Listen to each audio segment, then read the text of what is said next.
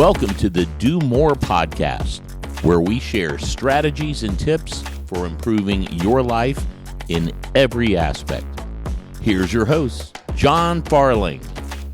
All right, everybody, thanks for listening. Today we have a good friend of mine, Mike Wagner, with the Storage Rebellion. Mike and I go back probably about, five and a half years now.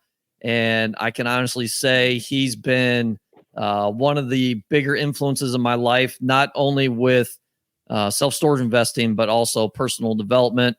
I definitely wouldn't be where I'm at today in either space without him. And I don't want to go too far into that, or else maybe I'll start crying. So we'll lead into that. And Mike, tell us a little bit about yourself. Yeah, dude, John, I appreciate you having me, man. And crying's not bad, so we might go there later. Whether it's you or me, I don't know, but one of us could. That would be good for somebody. I appreciate you having me on, man. I think probably best way to start to introduce myself is, first and foremost, I'm a husband and a father. My beautiful wife, Melanie, has blessed me with 4 kids, the fourth most recently 4 and a half weeks ago. And my oldest, William, is 10, Lucy is 8, Emma's 4, and we just welcomed Jack. He's 4 weeks old. And they are the reason why I do everything. Aside from that, in my in the little bit of time that I dedicate to my professional pursuits, I'm a storage investor, of course. That's kind of how we pay our bills is the storage investing. And because of the freedom that investing has kind of offered us, as you know, John, your audience likely doesn't, though, I started an education company about 4 years ago or so, where we teach other people how to invest in storage. The way we describe that is we say that we teach people how to use ordinary garages to create an extraordinary life. Yeah, it's awesome. So I thought you were going to keep going. Sorry. That was really short. Yeah, I was expecting a lot more. So we were talking before we started recording here, and you just got back from Disney with a kid that was 3 weeks old. I just wanted to bring that up because I think that's it's awesome for one. But yeah, congratulations on the kid. And let's just get into it. Let's get into the tough questions. So here's my first tough question. What's your favorite color? My favorite color is blue, without a doubt. Perfect. All right, show's over. That's all I wanted. No, so I kind of want to dive into mindset stuff. You're definitely a mindset person and has definitely helped me look at things differently. I know I've had some things pop up in the past where I'm like, you know what, Mike would be a good person to talk to. And you kind of, helped me through it. So I want to take it back to, I think it was beginning of this year. We were on a group text together, and I think it was like a fitness accountability chat. And I don't know, we were probably a few weeks, maybe even a couple months into it, and trying to hold each other accountable. And then we get a text from you, and you're like, "Hey guys, I got to take a break. I feel like I've been white knuckling too much." And that's the gist of it. I don't want to, go further into that, but I was kind of thinking, what do you mean white knuckling? Like this is accountability chat. This is holding each other accountable to work out, and stay healthy. Where are you going? So I guess kind of tell us about, I don't know where this is going to go, but tell us about white knuckling, why it's good, why it's bad. Maybe use that instance as an example and kind of lean into that. Tell us a little bit about it. Yeah, for sure. And there's a lot of different directions we could go with this. To give a little context, I think first and foremost for that accountability thread, I think the ironic part is this was like the reset. I think we had done like a 60-day challenge, if you remember, and all of us did really well. And then I think we took a month off, maybe it was just the end of the 60 days. And I was like, hey guys, let's reset and roll again. Let's do it. Like, white knuckling, trying to, and I want to be very clear that there's nothing wrong with white knuckling per se. I think it has a time and a place, but I was doing it perpetually in a way where it became unhealthy, and we can dig into all of that stuff. But yeah, you're right. I sent a text and said, hey guys, I think my exact words were, I'm going to put, I said, I think all of these habits and this accountability is really good, but I'm at a place where I need to put a little space between myself and these habits. So I have what I referred to for a very long time as my cornerstone habit. So this is my daily routine, if you will. It's like the daily activities that served me well. So, and there were actually up to 17 at one point. So if that doesn't give you an idea of how kind of compulsive and obsessive I can become about these things, and had become, they were all on there. It was exercise, diet, hydration, meditation, prayer, reading, all the personal growth stuff, all of it good. And what I kind of realized is that, those can be described as personal development, or some people might even call it like self-care activities, or a little bit of both. And what I recognize happened for me is that those things, my relationship to those things had almost become perverted or tainted in some way, where instead of doing those things in order to become the best version of myself, or to as a way to express self-love or self-care, they really became a way to try to earn my worthiness. And it almost became punitive and like militaristic in nature, where if I didn't get 16 out of the 17 6 days a week, I started to kind of, shit on myself. And again, I want to emphasize that none of the things that were on that list were bad things. They were all intrinsically good. But what had become unhealthy was my relationship to those things. And I was trying to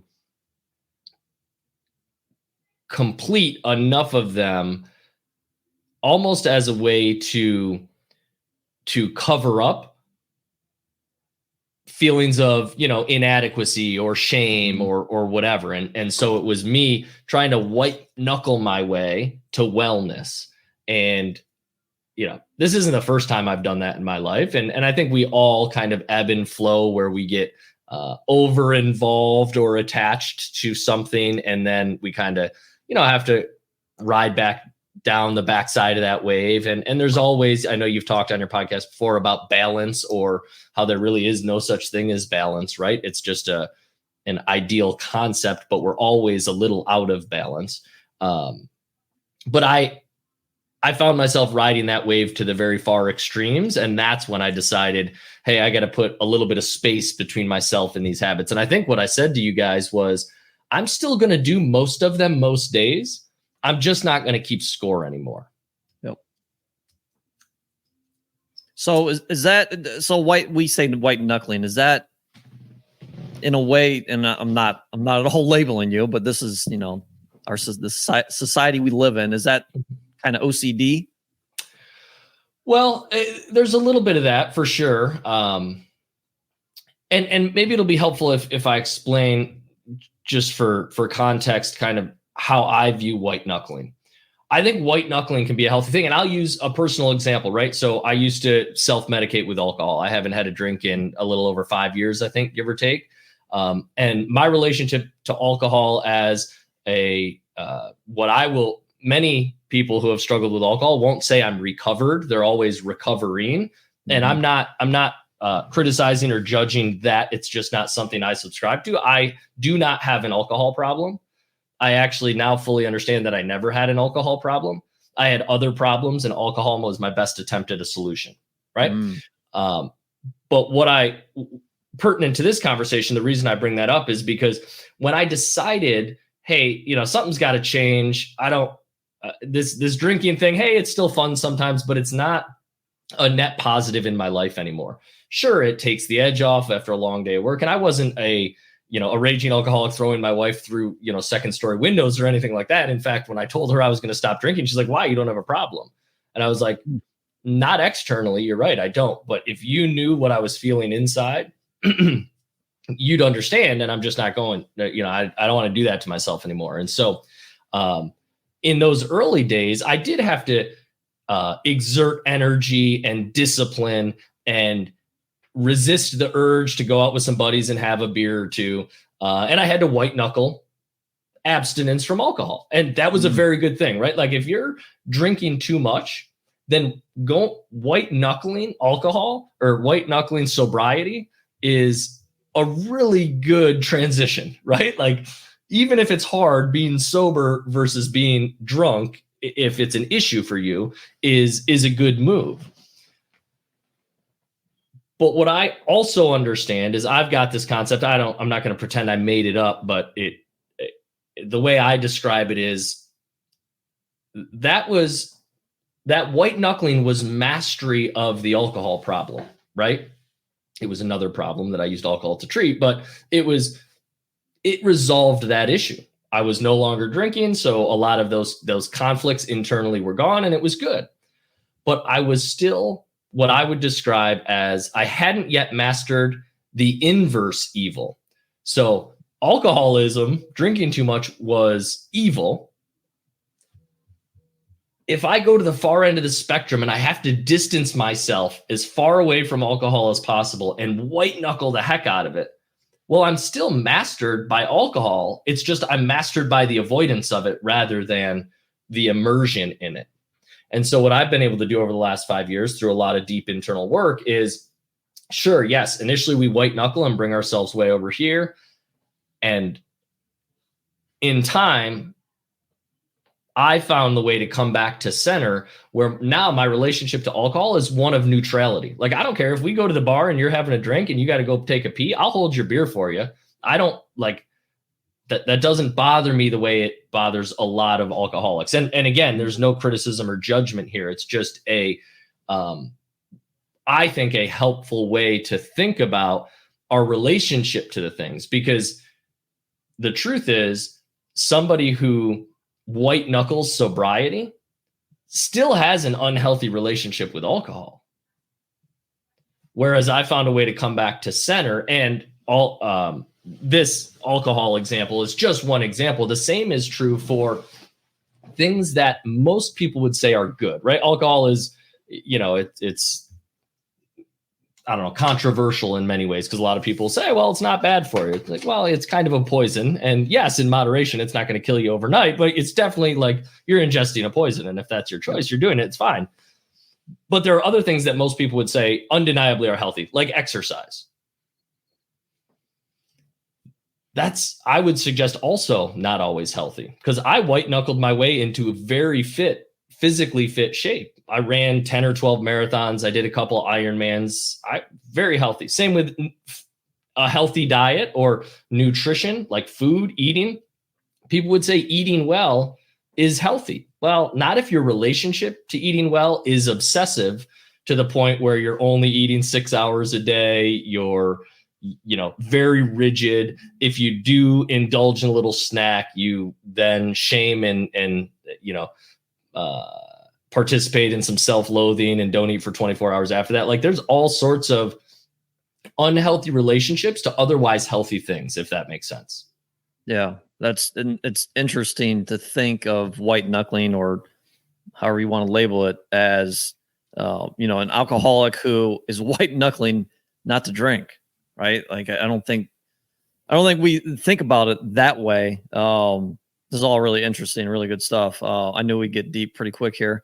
I did want to ask, so I guess, how do you do the work?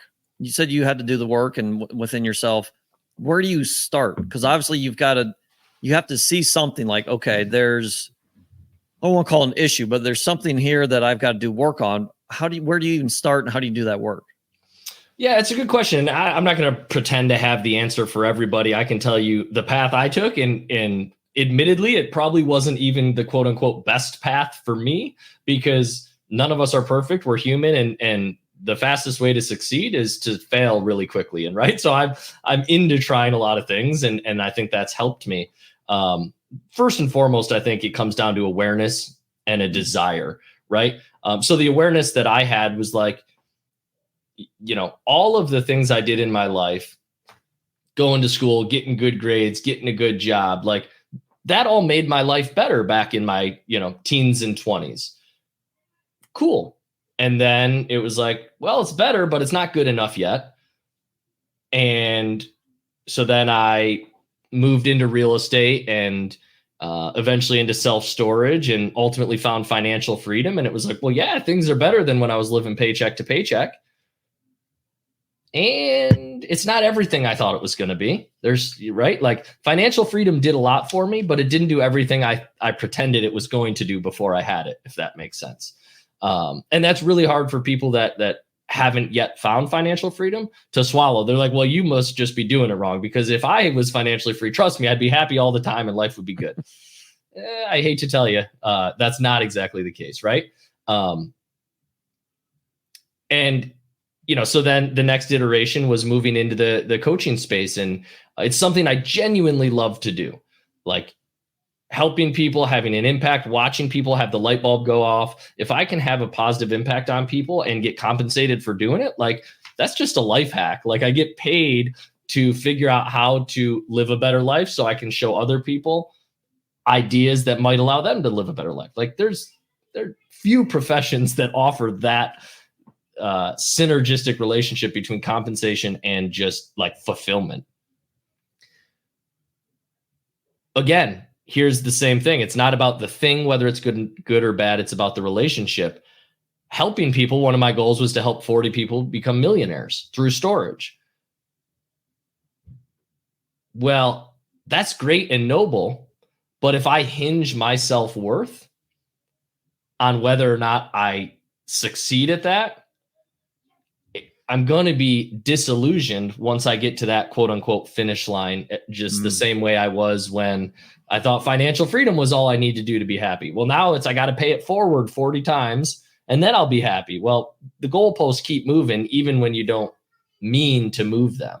And so to more succinctly answer your question, my kind of the way I started to do the work was to recognize, okay, in light of what Albert Einstein said, right? The definition of insanity is doing the same thing over and over again and hoping to produce different results. It's like, if I keep doing more, bigger, better, and every time there's a short season of contentment and then a very, I'm going to describe it as dark, not to be overly dramatic, but period of disillusionment, like maybe I shouldn't keep upping the ante and trying more of the same in hopes I'll get a different result. Maybe I should start shifting my attention to something different. And that's what I refer to when I say do the work, is I essentially shifted, I don't want to say my entire focus, but the vast majority of my focus and my energy shifted inward to really get to the depth of who I am and what's going to fulfill me. Because what I know is that most folks seek success in hopes that they'll find fulfillment. And what I'm very passionate about now, and I'm figuring it out as I go, is helping highly successful men find the fulfillment they thought their success would provide them. It's awesome. I've probably got like 17 questions. So do you still, you talked about goals, and they could be not goals, but the goalposts. Well, one, do you think if you wouldn't have become financially free, that you would have gotten here personally? It's a great question. Great question. And I can't say for sure because it happened in the order it happened for me. And right. So to pretend that I know it could have happened a different way, it would be kind of arrogant. But what I do know to be true is that I'll say my belief is that the vast majority of people will find the fulfillment they're looking for if they simultaneously pursue success and financial freedom at the same time that they're pursuing this inward fulfillment, if that makes sense, right? My journey was one of like, if financial freedom, then personal fulfillment and self-realization and actualization and all that. And I can say definitively, at least for myself, that my outward pursuits of success, whether it was financial freedom, impacting other people, finishing marathons, getting to Boston, then moving to triathlons, like whatever it was, my outward success required energy. And that was energy that I couldn't deploy inward. And so in many ways, I was aiming at an external target that, again, was not bad in and of itself. Like those are good things to accomplish. But my relationship was one where I was trying to use the confidence that I acquired through my external achievements to cover up or almost to be a Band-Aid over the low self-esteem that was actually inside of me. It's like, if I can get John Farling and 50 other people to really like me, maybe I'll get to like all of me at that point too. Right. And I was basically outsourcing my affirmation and validation through achievement and success and, financial freedom and impact and all of those things that aren't intrinsically bad. My relationship to them was faulty. And it really took me, I believe that there's plenty of people that might not have that same kind of inner wound that I have. I think all of us have, things that we could work through and process that would open us up to even greater success. One of the examples I use a lot, John, you've heard me say this, is like, that inner critic in our head that's like, hey, you're not good enough unless you do this. It's like, well, that guy got me off the couch for decades and contributed to a lot of success. And in the past, I would have said, like, I want to honor that inner critic for causing the success. I now know that he didn't actually cause it. He did contribute to the external success I achieved. But I also believe that inner critic kept me back from even greater success. And so my encouragement to my students and anybody who's willing to listen to what I have to say on the subject is don't look at it as if financial freedom, then I can XYZ. Pursue both in parallel. Because the truth is, the achievement and the success, like, we have a full physiologic system dedicated to that. It's called the dopamine system, right? And that's where productivity and motivation and reward seeking comes in.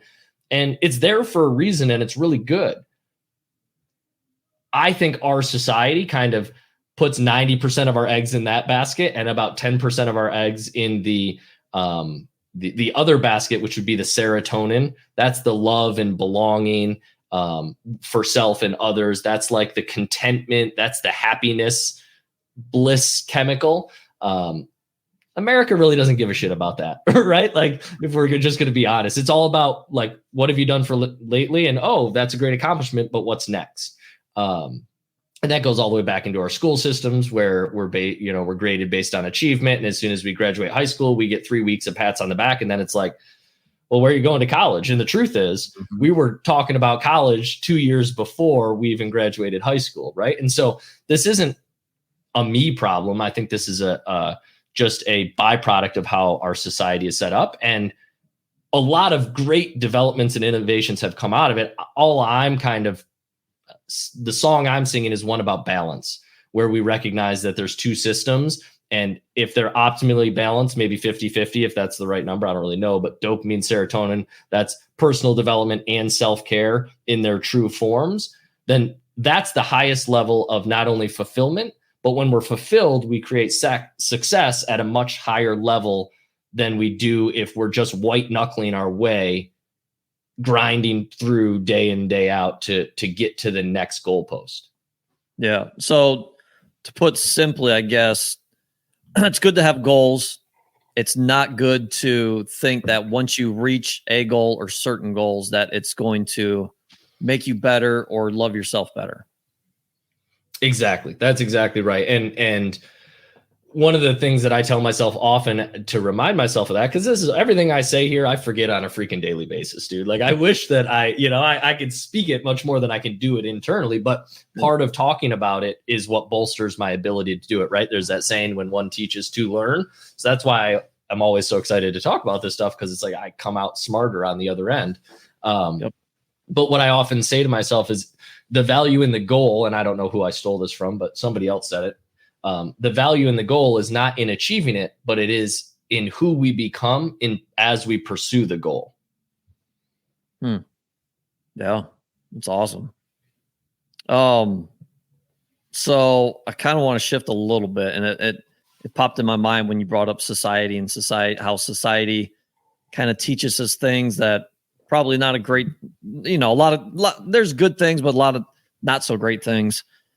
And I've been thinking about this. I don't remember where I heard it, and I've brought it up on another show before, but I'm sure you've got a pretty good take on it. entertainment. So we'll use sports for an example.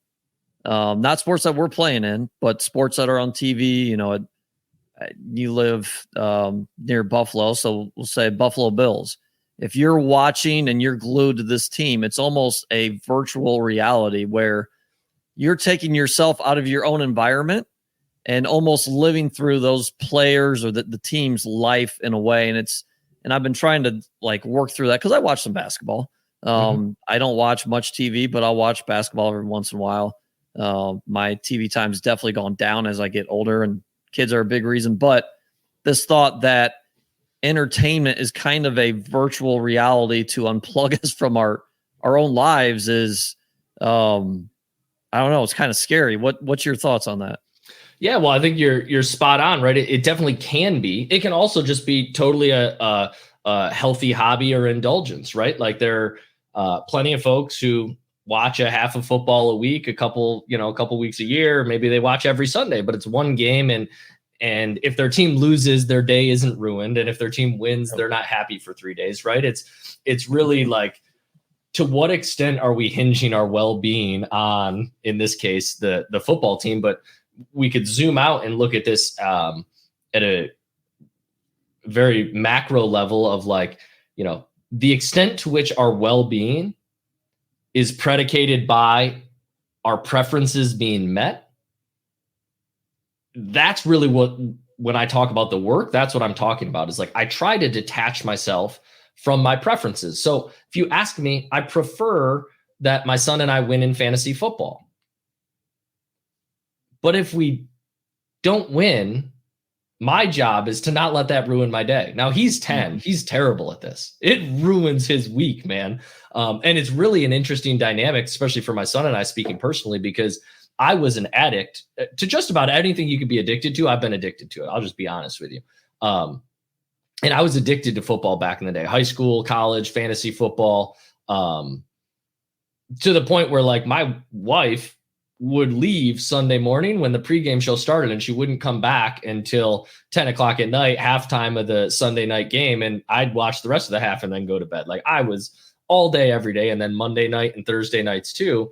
And it was definitely a medication, the same way alcohol was, sometimes in lieu of alcohol and sometimes in combination with, because what's better than 2 distractions at once, right? Like, and so I think you're definitely onto something. The point I want to make is, again, I don't want to kick a dead horse, but it's not football that's bad.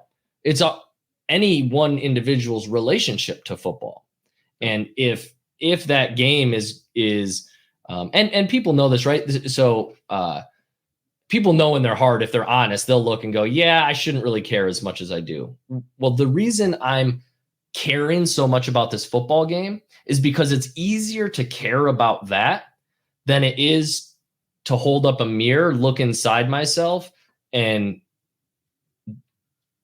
like work through what I might need to work through, right? It's a distraction. Yeah. And that's what when you talk about addiction, like the addiction is anything we do in the short term to distract us from our pain, even though whether we recognize it consciously or not, we know that in the long term, it's not good for us. So you can be addicted to literally anything. You can be addicted to podcasts. I've been addicted to podcasts, right? This is this was the season where I would consume every book, read every podcast, because the next thing that John Farlene says will be so smart that maybe that'll be the thing that fixes whatever feels broken inside of me. Well, it's like, or I could just do the work that we alluded to and figure out, all right, well, I'm not perfect, but I'm also not a problem to be fixed. I'm intrinsically valuable. And from that foundation, now let's go out into the world and interact with it and enjoy a podcast or a football game or whatever it might be. And I hope I answered your question. You know me, dude. Sometimes I just get talking. No, it's all, dude, this is awesome. This is all really good stuff. My guess is 29 minutes in, 27 of these minutes, people have probably never heard of this stuff. So no, this is awesome. And you brought up a couple things, and it kind of reminded me of my, I guess, transition from basketball, because from probably the age of, I don't know, 6, 7, 8 till 2021, I played basketball every single day.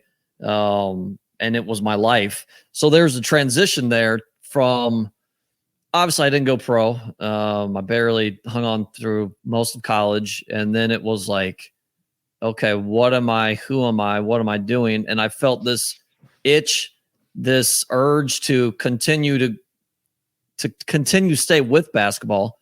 So I started coaching, and it was my 5th year. I think I wanted to go coach college basketball, but I think it was my 5th year into coaching, and I was coaching a JV team.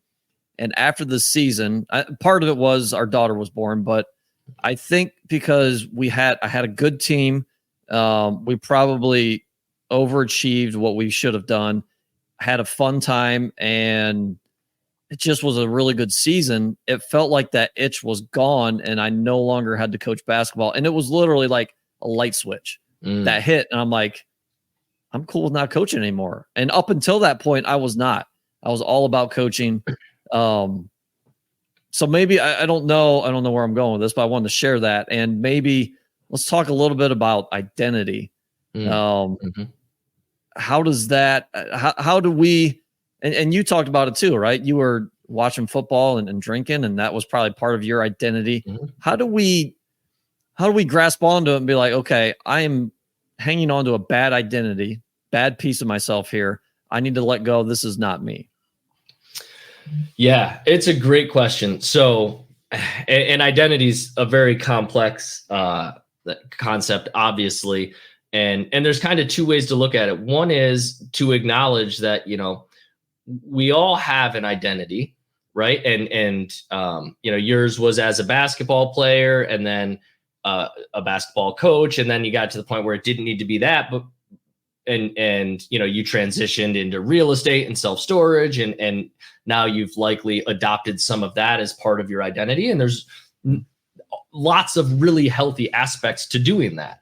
I was a smoker and a drinker and a partier, and yeah, I definitely hinged my identity on the guy who could, only 160 pounds, but I could drink as much as my 300-pound buddy. You watch, like, we'll have a good time.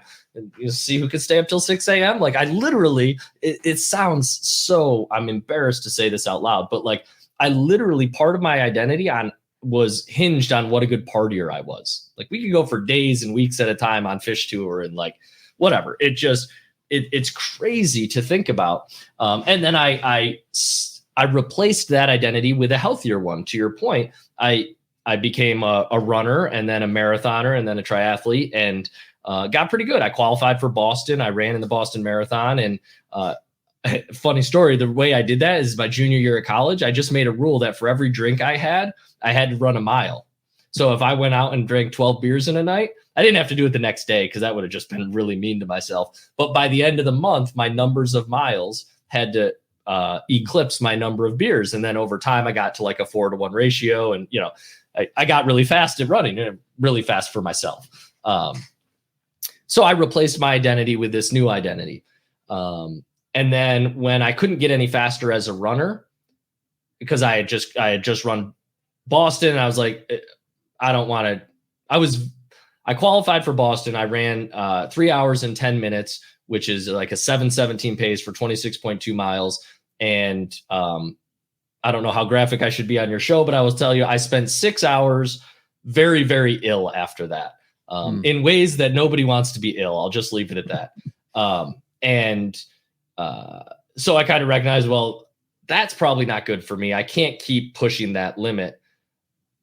But I also can't just toss this identity away. I've got to have something to hinge my value on, because it's not rooted inside of me. I need something externally to hinge it on. And so I picked up triathlons. It's like, well, if I run and swim, and I can extend, now I can go for 12 hours, and it doesn't beat myself up as this 3-hour marathon does.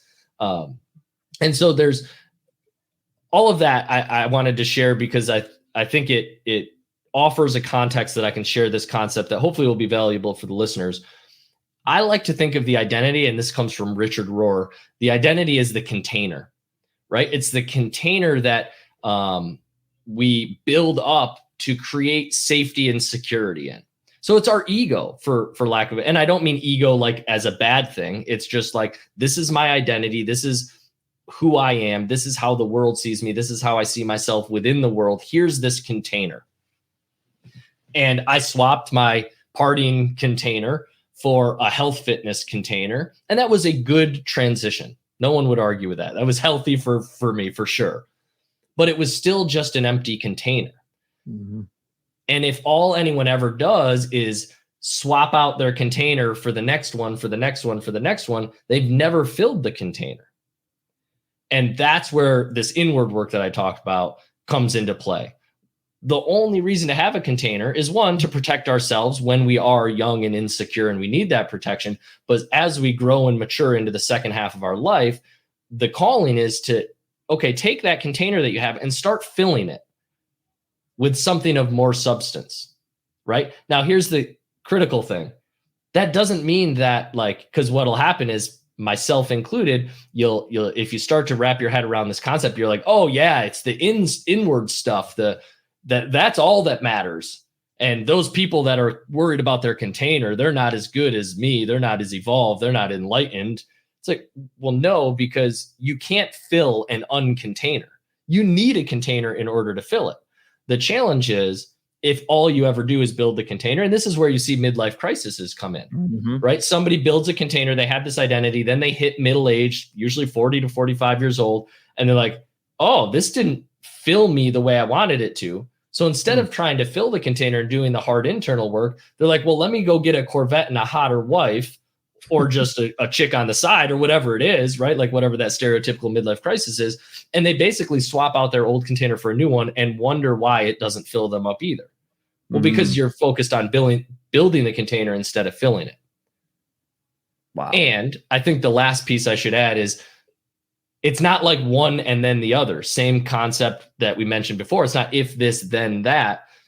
Yes, you have to build somewhat of a container before you can fill it, but you can't wait to fill the container until after you've built the perfect container. Because what's going to happen, what should happen is, if you want to manage this kind of transition from building the container to filling it in a healthy way, you should build the container, start to fill it up a little bit, realize, oh, this container won't hold this stuff that I want to put inside it, or it might start to crack. So then you got to bolster the container a little bit, or you might need to make the container a little bigger to fill all the stuff inside you want. And it's going to evolve over time. It's not one and then the other. But you do need that foundational container to begin with. And we all develop that, as children, as we grow, and develop, it happens through middle school and, as our egos emerge and we start to really develop an identity. Because you've seen your kids, your 3 and 4 year old kids, they don't have any concept of identity. They're not insecure. They're just them. Nope. But it's society, again, going back to what we talked about, the pressures of society that cause us to need to protect ourselves. Sometimes that protection is just, as you said, it's an over association with a football team that's external to us. And we hinge all our well-being on that team because it's easier than looking at our own container and what may or may not be inside it yet, and kind of doing the work to fill it. Yeah, that's a really, really good analogy, which I think paints that picture pretty clear too.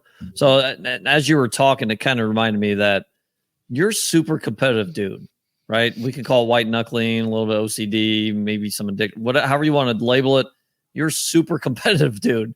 And I think that's probably why I'm also drawn to you too. And maybe that's why we get along for other reasons too. But how do you, because I've found, and as we get older, we find ways to kind of, I don't want to say control it, but have the competitiveness come out at times and then put it away. Mm-hmm. How do you, for lack of a better way of describing it, how do you control it? Yeah, it's a good question. And I like that you said, for lack of a better way to describe it, because I'm not a huge fan of the word control.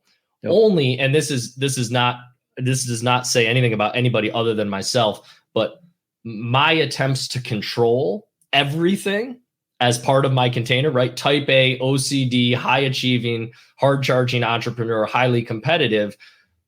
that was so that I can control everything around me so that I'd feel okay. And the evolution I've been going through recently is one where I'm relinquishing control and I'm surrendering. Now, some people might say, well, yeah, so that probably means that Mike's a pansy now and not as competitive. Again, it's not being competitive that's good or bad. It's my relationship to the outcome of the competition that's good or bad. I used to be competitive because if I lost, it hurt so much. Like, it was like, it ate me up inside because I'm like, I'm not as good as them. They beat me in this game. They must be worth more on this planet than I'll ever be. And it was like, again, I want to be very clear. These weren't conscious thoughts. This is a retrospective analysis of who I once was, where I was just very attached to winning. And I still love to win, but I can do it in a healthy way because it's like, at the end of the day, whether or not I win on the basketball court, which I'm not very good at, you've shown me that a time or two as we've played, but I have a blast playing. Let me backtrack. I used to avoid things like golf. And I literally said out loud, I don't want to do anything that I can't be the best at. And I'm not willing to golf enough to be the best at it. So I'm just not going to do it. It's like, well, how many fun rounds of golf did I miss out on simply because I was over attached to winning at golf? Right. And so there's a point where my competitive nature can get in the way of where it doesn't serve me. And so that's what I try to be really conscious of now is like, when I can harness my competitive nature to serve me well, to allow me to enjoy the pursuit of excellence, awesome. And sometimes I'm going to, let the pendulum swing a little too far, and then I'll realize, oh, I'm getting a little caught up here. It's not that important whether I win or lose. I'm still going to try my best, obviously, because not everybody gets a trophy, but I'm okay if I don't get a trophy every game. Yeah. Yeah. So you're saying you're a golfer now? No, I'm not a golfer. That's all I got out of that. I would be willing to golf. Okay. It's fun. My best man at my wedding gave me a set of clubs for my wedding present. Well, for Melanie and I's wedding present. And on the note, he's like, Melanie, I know this doesn't seem like it's for you, but trust me, it is. She still hasn't forgiven him. She's like, that was not for me. Yeah. Where are those? Those are what, 12, 15 years old? Yeah, 15 years old. And I probably got rid of them 8 years ago, which was probably 4 years after I played my last round of golf. I don't think I've swung a golf club in 12 years. Well, sounds like you're open to it, so we'll get you out there. And golf is a good analogy for life because you cannot go out there thinking, one, that you're going to beat the game, or you're playing against somebody else, right? And it's hard not to because you're keeping score, and that's what makes it fun. But I would never play golf again if I was out there trying to win because I don't think I've ever won that. You never win at golf, right? It's one of those games. Yeah. You brought up conscious thoughts, and I know on one of my posts that you said something about how to overcome subconscious limitations. Let's go there. First of all, what are subconscious limitations? And then how do you overcome those? Yeah. So great question. Hopefully you have 6 out. I must have really good questions because you said that like 12 times now. Well, you do, man. And it's also full disclosure. This doesn't take away the fact that they are great questions. It also gives me about 7 seconds to start to formulate my answer so that I can share it with you. But it really is a great question. And what I would say is this. So one of the things I say often is that what I learned about myself is that my conscious understanding of things isn't enough to overcome my subconscious limitations. Right. And, this can start to sound a little hippie. It's like, your consciousness. What's that? Too late. You're too late. Yeah. We're good though. Yeah. It's all very hippie. And if people are watching, they can see my long hair. But we talk about consciousness and expanding our consciousness and our subconscious. And it's like, it's a little out there. But the truth is those are just words. And we could use other words like expanding your consciousness. Another way to say that is learn more about yourself or learn more in general about anything, right? If you're conscious only of yourself, then you can expand your consciousness by being aware also of John and how he feels, right? So with that disclaimer placed out there, my conscious understanding of an example, right? I'll use an example. Say, I don't know, call it 4 or 5 years ago after I quit drinking. I started to really embrace this idea intellectually that my worth is God-given, and it's not dependent on my marathon times, my triathlon times, how many millions of dollars I have, how little I work, right? Because for a while, John, I was like, I'm only working 10 to 12 hours a week for the next 18 months. And I did it, and I'm glad I did, and it had some good residual benefits because workaholism was something of my past as well. But at the same time, I hinged my worth. If I worked 20 hours, I was like, I'm a schmuck. I couldn't do it in 12 this week, right? But I started to understand that my worth, intellectually, I understood that my worth wasn't dependent on any of those things, that it was just something intrinsic to myself, God-given worth that no one could take from me. Intellectually, I understood it. But subconsciously, because of experiences from my childhood, there were aspects of me that I just hated. I know it sounds overly dramatic, but not like I didn't have conscious thoughts that, hey, I hate myself, I'm not good enough. Mm-hmm. But I had this biological consequence of trauma that I endured. My father died when I was young. My mom did the absolute best she could. I'm not blaming her for anything. She always has been and always will be my hero. And she wasn't able to provide me with everything I needed to be safe and secure as a kid. And so I literally lived the last 40 years of my life scared out of my mind. I just didn't know it. I was running on fight or flight, adrenaline and cortisol all the time. Again, it contributed to a lot of the success I had. It also created ultimately a dark spot inside of me. And it was the lack of wellness that accumulated inside of me, this kind of anxiety and depression. Occasionally it was like, oh, I just get in a funk and then I'd come out of it, and then a little longer funk and come out of it. And over time it got,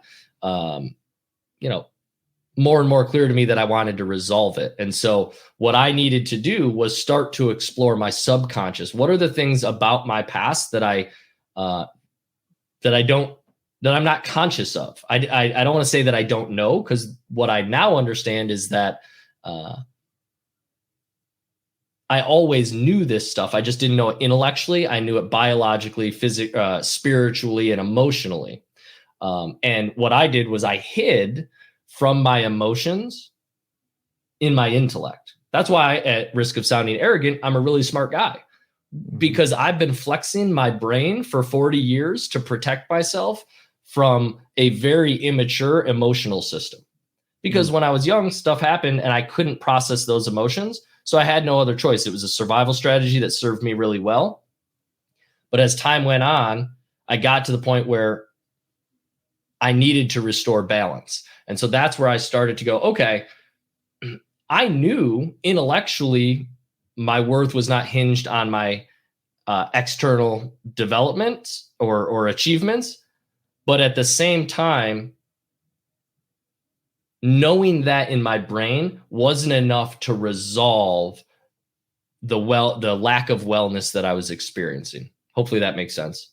It makes complete sense. Yeah, I had a ton of questions and completely lost them, because I mean, while you're talking, I'm kind of doing some self-reflecting too, and it's it's crazy just the things that we've gone through, how they affect us later in life.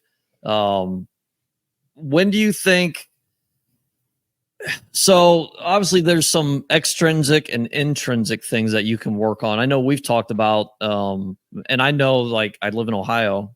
During the winter, I get some seasonal depression, right? Mm-hmm. And we've talked about that, just taking vitamins, and that might help.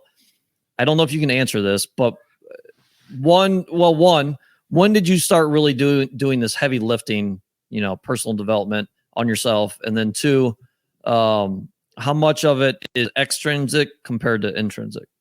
Yeah, it's a great question. So I've been a personal development guy since I got into real estate 15 years ago, right? Or whenever that was, when I buy my first deal, 18 years ago. Goodness, we're old, John. I'm old.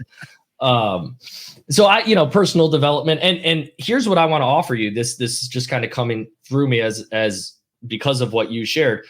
intrinsic and extrinsic, I think of those in some ways as the difference between personal development. That's the extrinsic. Like, at least that's how I approached it, is like, let me develop myself into more, better, best versions, the best version of myself. And there's nothing wrong with that. Obviously, we all want to achieve our potential. And I actually think it's a responsibility of ours to achieve our highest potential, because that's what God calls us. You know, it's the idea of stewardship. We're to treat all of the blessings, the resources that we have, as if they're not ours, but they're his. And we're to do as much good as we can with them. That includes our body and our self and our time and our energy and our money and our love and everything. But when we talk about personal development, that for me was extrinsic. And even that became a distraction or something that I, at one point, had an unhealthy relationship with. Because essentially what I was trying to do through my own personal development was to kill off all the parts of me that I didn't like. It's like, oh, the drinking, lazy, procrastinating Mike, let's kill him off by developing ourselves personally, kill him off and replace him with somebody else. And then the workaholic Mike, let's kill him off by only working 12 hours a week for 18 months. And, you know, and the critical Mike, the critical voice in his head, let's try to criticize him to go away. It's like, well, you can't judge yourself out of being judgmental, right? Like that's just a non-starter. It's circular logic. You're not going to get to any sort of finish line as if there were one. And so the big transition for me was probably in the last 2 to 3 years, where I shifted. I still believe very, very strongly in the value that personal development offers. But I think if that's where the game ends, we're leaving a lot on the table. And where I've shifted my energy to is personal or self-acceptance. And that's the intrinsic work. So personal development is extrinsic, personal or self-acceptance being intrinsic. And it sounds cheesy, like self-love, like trauma, healing, all of these things. Like, I know personally all of those words I would like cringe at. Is be like, dude, just like, if you're going to talk to that about anybody, make it be your therapist behind closed doors and don't tell anybody else, because that's just weird stuff. Like, healing is for people that can't handle life, right? Like, and I want to be very clear. That's how I used to think. And I'm not proud of it. I'm just saying it as a way to relate to anyone else who might feel that way. I now have an immense amount of compassion for and admiration for people that have the courage to pursue these things. One of the things I say is, like, because the word trauma or healing can make a lot of people cringe if they're honest, and you just like, what's your gut or body reaction when I say, like, you know, I underwent some trauma? If that makes you cringe, that's probably an egoic container protection against some of your own trauma. Like, the more those words bug you, the more you could probably benefit from walking this journey. And again, it's not for everybody, and it shouldn't be. I'm not suggesting that anyone who doesn't decide to do this kind of work is any less than people that do. There's no judgment embedded in it. It's just I'm very passionate about sharing the opportunity, only because the same way I thought a really fast marathon or $1 million or helping 40 people become millionaires was going to fulfill me, I also thought personal development was going to fulfill me. And it wasn't until I realized that it's really self-acceptance, which embodies what I would describe as, you know, not only the intellect and the mind, but the heart and the emotions, and then the body as well. And where those three overlap, I believe that's where true spirituality is experienced.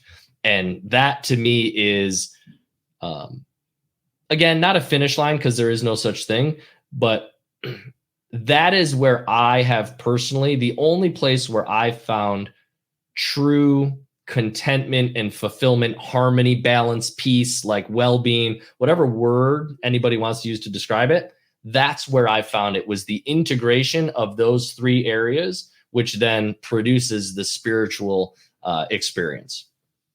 That's awesome. That's awesome, man. This is we're almost an hour in this, and we could probably go another 2 hours, but I know maybe we'll do like a 10-part series or something. But this is awesome stuff, man. I feel like and obviously this is a podcast, and there'll be people that listen to it, but I feel like this is like a one-on-one coaching session. I get to ask whatever I feel like, so this is pretty cool. So we'll start to wrap up here. What do you think is your best trait that has made you successful in all areas of life? So business, family, spiritual, everything. Yeah, that's a great question. There it is again. Yes, because I need the time on this one. What I'm going to do is, instead of formulating an answer from my intellect, I'm just going to tell you the first thing that emerged for me, and that was my. And this might sound contrary based on a lot of what I've shared so far, but I'm still applying it just in different ways. It is a level of grit and perseverance. Like, I'm a tough dude. Like, I can endure pain to my own detriment. I talked about that marathon where I was very sick for 6 hours after. Like, that is a superpower that I have, and it served me really well. It's actually what allowed me to survive a lot of the traumatic experiences of my youth, is I can compartmentalize and really detach. So I can hide in my brain. You can't do a 12-hour triathlon and stay tuned into your body, or at least I couldn't, and stay tuned into your body and not go insane, because it's just painful. Like, it's not. So you need to distract yourself. You need to hide, and you need to find ways to keep going, even when your body would try to tell you to stop, right? And your brain's screaming stop, and you just kind of, again, to bring this full circle, white knuckle your way through. I'm still applying that same perseverance and grit to my life, but I'm doing it in a way that almost with a condition on it. And that is that the thing that I'm applying my grit and perseverance to has to be in service of the whole me, as opposed to trying to kill off a part of me, right? I ran really fast for 3 hours to qualify for Boston, because if I could, then maybe I'd be good enough and I could kill off that little part of me that didn't feel like he was good enough, the little boy inside, right? Now, when I'm applying that persistence and grit, it's toward this healing journey. Like, it's hard to grieve your father's death 35 years after he died. Like, I cried for days, dude, multiple times over the last couple of years. And you were witness to it, John. I'm still running my business, but it's has me second guessing a lot of the container that I've built as I look to pursue it. And that's uncomfortable.